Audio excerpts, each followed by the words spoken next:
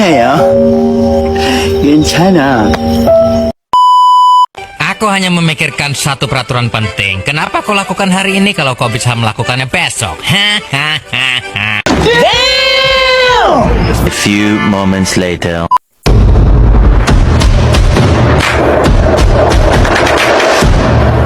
Assalamualaikum warahmatullahi wabarakatuh. Saya Raya Relita Pertiwi dengan NPM 2023-015-00002. Di kesempatan kali ini saya akan mengerjakan tugas praktik lab counseling, yaitu praktik konseling dengan menggunakan pendekatan realitas. Saya ingin menjelaskan terlebih dahulu apa itu konseling realitas. Di kesempatan kali ini saya menggunakan pendekatan konseling realitas karena dalam konseling ini saya tidak akan menghakimi atau menyalahkan klien. Saya akan membantu klien melihat keadaan yang sedang klien hadapi saat ini, memahami apa yang klien inginkan, dan mencari cara yang paling tepat untuk mencapainya. Fokus saya dan klien bukan pada menyalahkan masa lalu, tetapi pada apa yang bisa klien lakukan mulai sekarang agar tujuan klien dapat tercapai. Semua keputusan dan tindakan tetap berada di tangan klien, sedangkan saya sebagai konselor akan mendampinginya dalam proses tersebut. Begitupun dalam konseling ini dan pendekatan ini ada asas-asas yang perlu diketahui. Asas-asas konseling realitas itu berfokus pada saat ini atau here and now. Konseling lebih menekankan kondisi yang sedang dialami klien saat ini daripada masa lalunya. Menekankan tanggung jawab pribadi, klien diajak menyadari bahwa setiap pilihan dan perilaku memiliki konsekuensi, sehingga perlu tanggung jawab atas pilihannya. Berorientasi pada tindakan, doing, konseling membantu klien mengubah perilaku melalui tindakan nyata, bukan hanya membahas perasaan. Berorientasi pada pemecahan masalah, konselor dan klien bekerja sama mencari solusi yang realistis dan dapat dilakukan. Membangun hubungan yang sangat hangat dan saling percaya. Hubungan yang baik antara konselor dan klien menjadi dasar keberhasilan proses konseling. Membantu klien membuat rencana yang realistis. Di akhir konseling juga klien menyusun rencana yang spesifik, dapat dilakukan dan berkomitmen untuk melaksanakannya. Tujuan konseling realitas pada utamanya, konseling realitas adalah membantu klien memenuhi kebutuhannya dengan cara yang bertanggung jawab, membuat pilihan yang lebih baik, serta mampu menyelesaikan masalah yang dihadapinya melalui tindakan nyata.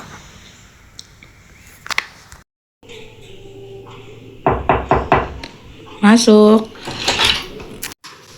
Mari silakan duduk.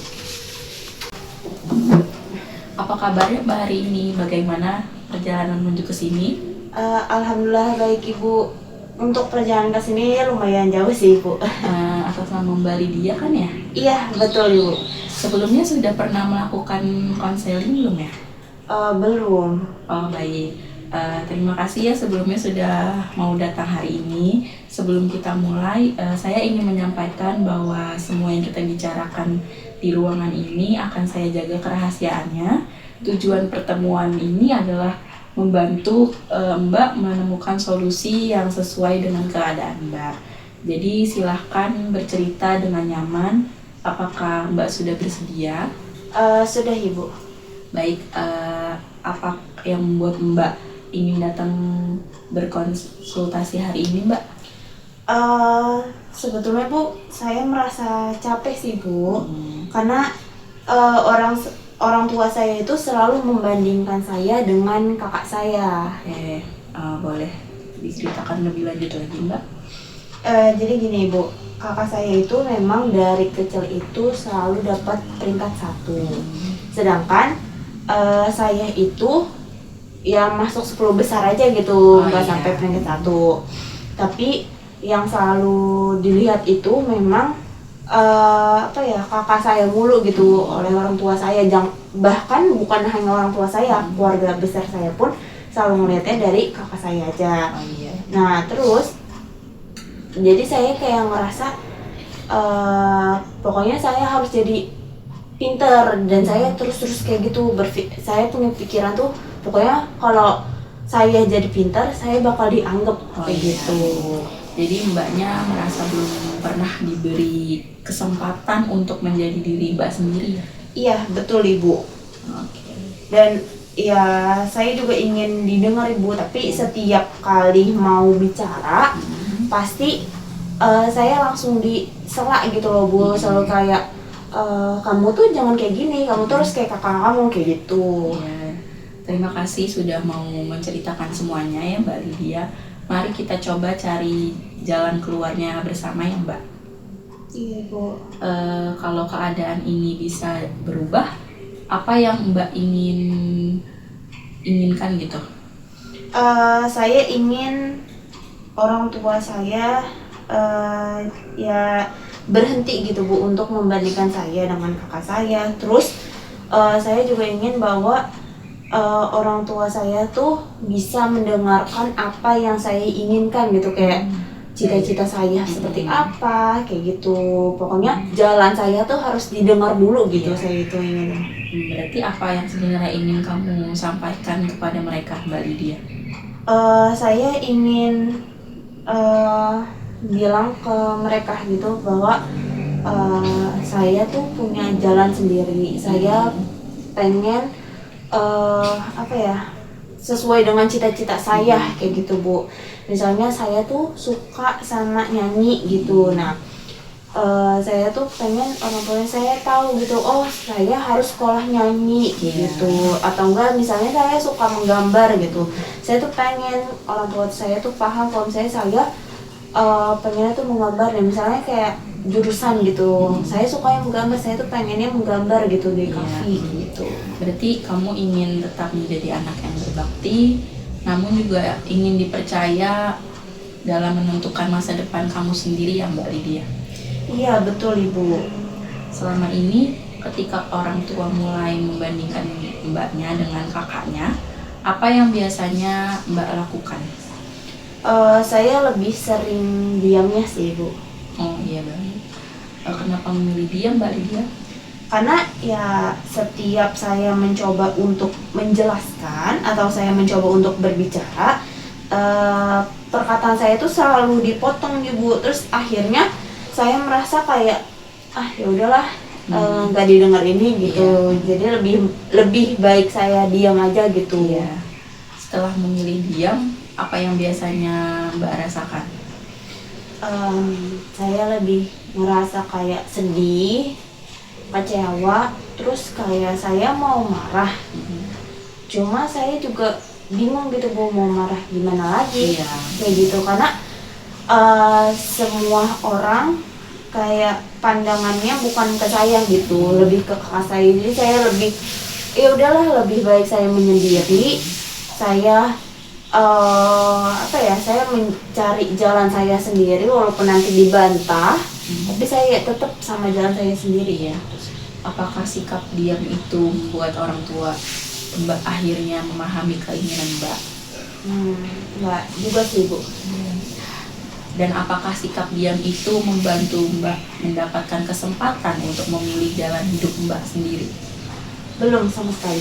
Ya, kalau begitu menurut Mbak, apakah cara yang selama ini Mbak lakukan sudah membawa Mbak lebih dekat dengan tujuannya? Belum. Ya, lalu menurut Mbak nih, siapa yang bisa mengendalikan cara Mbak bersikap gitu? Sebetulnya yang bisa mengendalikan itu saya sendiri sih Bu. Ya, betul. Kita memang tidak bisa memaksa orang lain berubah, tapi kita bisa memilih bagaimana kita bertindak.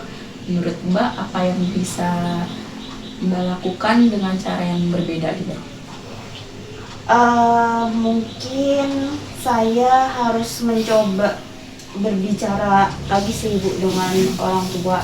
Tapi mungkin saya bakal berbicaranya itu lebih pelan-pelan dan ya kayak bercerita seperti biasanya aja sih. Dan menurut kamu nih Mbak, kapan waktu yang tepat?